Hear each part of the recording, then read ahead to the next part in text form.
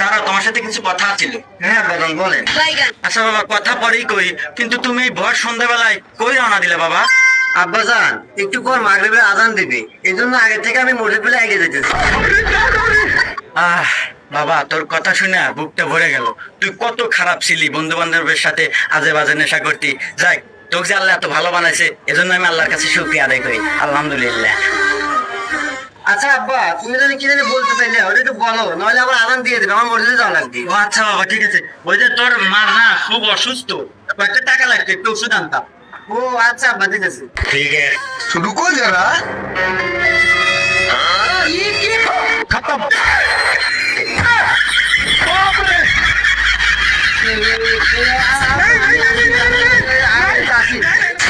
বন্ধুরা, কি বুঝলেন? পোশাক এবং লেবাস দেখেই মানুষ চেনা যায় না, মানুষের মনুষ্যত্ব থাকে তো মানুষের ভিতরে।